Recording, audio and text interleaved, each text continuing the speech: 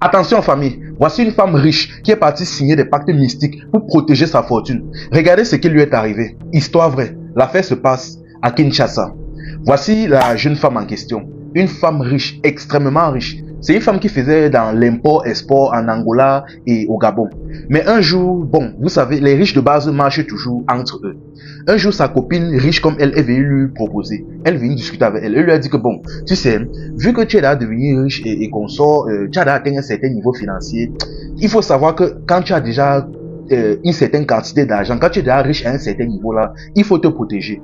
La femme dit que comment ça? Il dit que oui, il faut protéger ta fortune, toi et ta fortune. Sinon, il y a des personnes jalouses qui peuvent commencer à travailler sur toi, commencer à te lancer des choses, des trucs comme ça. La jalousie. Sa copine a écouté et elle n'a même pas hésité, elle a directement accepté. Elle a dit que bon, on fait alors comment? Elle dit que bon, tu sais quoi? Tout comme moi j'ai un marabout chez qui j'ai déposé mon problème là. Et il m'a blindé, ce qui fait que là maintenant, même si les gars me lancent la jalousie, même s'ils font quoi comment, ça ne va jamais m'atteindre. Si tu es d'accord, je t'amène chez lui et on te blinde aussi. Elle n'a même pas hésité et elle est partie avec sa copine. Elle est donc partie avec sa copine dans un village un peu éloigné de la localité où elles étaient. Mais une fois qu'elles sont arrivées, elles sont entrées là, ils ont expliqué le problème au marabout. Le marabout n'a même pas cherché à discuter et il n'a même pas négocié un prix ou quoi que ce soit.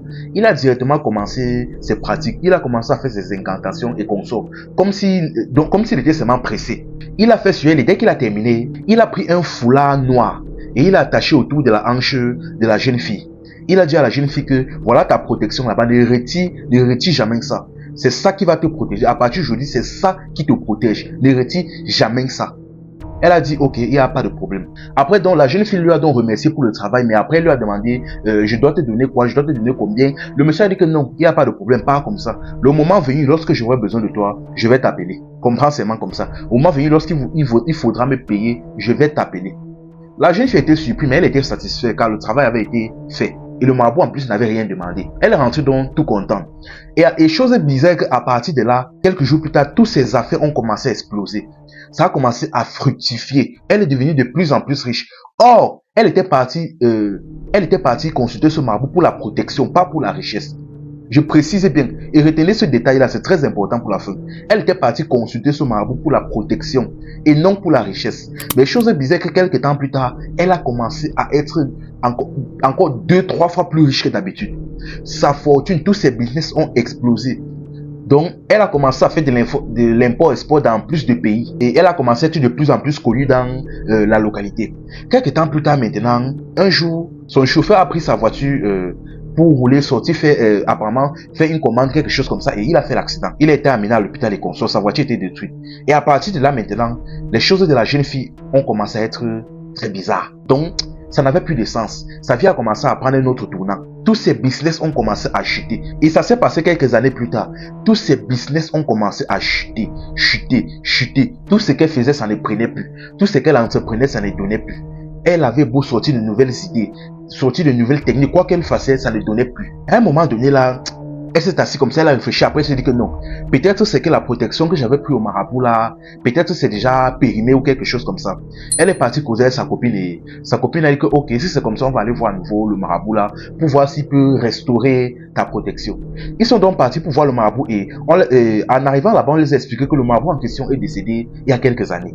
Là maintenant, ils ont commencé à mettre les mains sur la tête.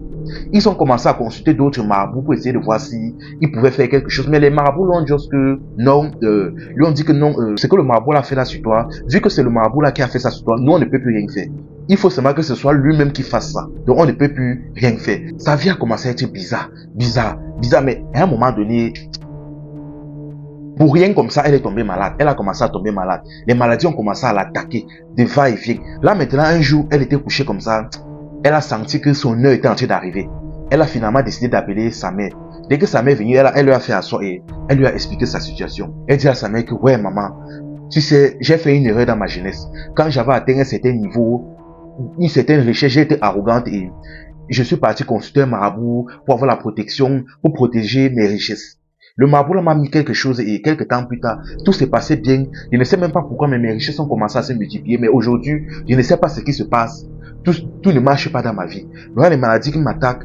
Apparemment, il faut restaurer ma protection, je ne sais pas. Mais le marabout qui a traité sur moi est décédé. Quand ça m'a entendu ça a directement compris que le problème, ça devait être par rapport au foulard qu'elle avait attaché sur ses reins.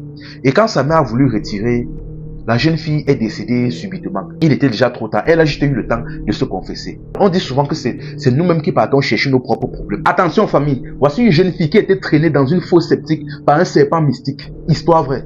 L'affaire se passe au Cameroun.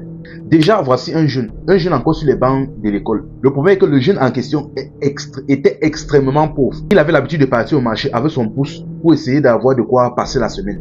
Mais un jour donc, il est tombé sur une jeune femme. La jeune femme en question. La jeune femme l'a donc interpellé pour qu'ils fassent le marché ensemble. Elle entasse ses marchandises dans son pouce. Je pense que seuls les Africains vont comprendre. Elle a donc sélectionné parmi plein d'autres pousseurs et ils ont commencé à faire le marché ensemble. Elle a chargé des sacs de riz, des sacs d'haricots et consorts dans son pouce et ils sont dirigés après vers le véhicule de la jeune femme et il a commencé à charger le véhicule de la femme. Dès qu'il a terminé, il se met donc devant la jeune femme donc pour récupérer donc son argent et partir. À un moment, la jeune femme lui regarde et elle lui dit que tu fais le pouce là depuis combien de temps? Le jeune dit que mais je fais le pouce depuis combien de temps? Comment? Que pardon, donnez-moi mon argent, je pars. Je suis pressé. La jeune femme dit que tu sais quoi, je ne vais pas te donner de l'argent. Je vais t'aider d'une autre manière. Elle dit que mais m'aider comment? Il dit que non, pardon, donnez-moi mon argent, je pars. C'est comment? Elle dit que non, fais-moi confiance. Il dit que explique-moi ta situation. Ils se sont donc cadrés dans un coin et il a commencé à expliquer sa situation à la femme. Il a expliqué la pauvreté dans laquelle il est, le fait qu'il est obligé de travailler chaque week-end pour pouvoir avoir de quoi tenir la semaine et qu'il ne sait même pas comment il va payer son école. Elle dit que ok. Elle dit que bon, tu sais quoi, moi je vais changer ta vie. Elle dit que bon, ton pouce là, non, tu vas jeter ça, tu vas entrer dans ma voiture, on va partir ensemble. Elle a dit que fais-moi confiance. Il a dit que pardon, si c'est pour m'aider, si c'est que vous voulez me donner de l'argent, allez-y, mais allez-y, donnez-moi même directement, même ici. Elle dit que non, ce n'est pas seulement que je vais te donner de l'argent. J'ai dit, je vais changer ta vie. Le jeune a alors accepté, il a jeté dans son pouce et ils sont montés dans le véhicule de la femme et ils sont partis. Une fois donc, ils sont arrivés donc devant la maison de la femme et ils sont entrés à l'intérieur. Quand il est entré à l'intérieur, il s'est rendu compte que la jeune femme habitait dans une villa, une très grande maison.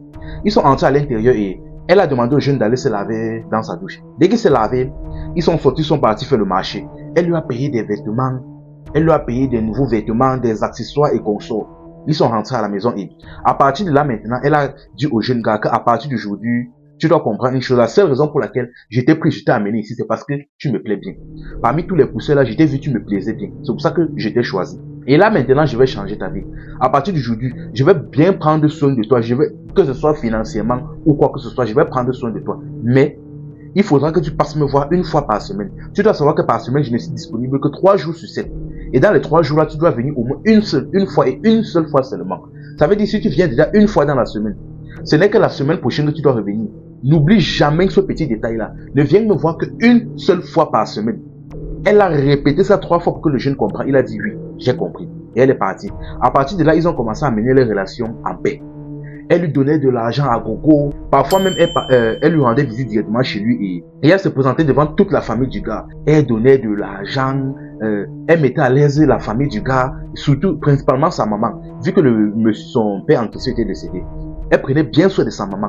Un jour donc, la maman du jeune en question est tombée malade. Et là, il s'est directement dirigé vers la jeune femme. Or, il était déjà passé une fois dans la semaine. Il était censé attendre la semaine qui suit avant d'aller la voir. Mais dans l'urgence donc, il s'est directement dirigé vers la maison de la jeune femme et il a toqué au portail. Quand il toque d'abord au portail, chose bizarre que personne ne répond. Or, pourtant, habituellement, normalement, il y a un gardien. Il toque fatigué, personne ne répond. Finalement, donc, il pousse le portail, il se rend compte que ce n'est pas bloqué. Il entre donc à l'intérieur et quand il entre à l'intérieur, il commence à entendre des bruits bizarres. Des bruits comme le son que fait un serpent. Il entend, et dès qu'il entre à l'intérieur, il se dirige dans le salon. Il voit un serpent, un énorme serpent, un peu comme un anaconda, un gros serpent, en train d'entrer dans les parties de sa copine et de ressortir dans sa bouche. Et le cycle se répétait encore et encore. Quand il a vu ça, il a failli crier. Il est rapidement sorti, il a commencé à fuir.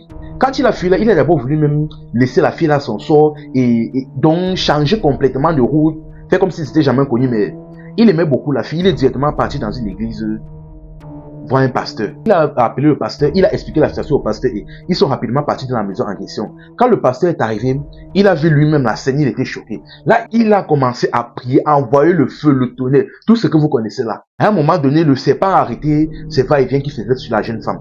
Et il a directement lancé sa queue sur la poitrine du pasteur. Le pasteur est tombé au sol. Il s'est mis à cracher, à vomir le sang. Et il s'est levé là, il a continué sa prière. Le serpent de son côté s'est mis à parler. Il a dit, la fille ici c'est ma priorité. La fille ici c'est ma priorité. La fille ici c'est ma priorité. Elle m'appartient. Elle m'appartient. Là, il s'est enroulé autour de la jeune femme. Il a attaché avec sa queue et il a commencé à se déplacer dans la douche avec elle. Et il a entraîné avec elle dans la fosse septique. Ne me demandez pas comment c'est possible. Moi-même, je ne sais pas. J'ai reçu une histoire là comme ça. Il est entré avec elle dans la fosse septique. À partir de là, maintenant, il n'a plus jamais entendu parler de la jeune femme là. Le pasteur aussi là, comme s'il était dépassé. Ah, franchement, la famille.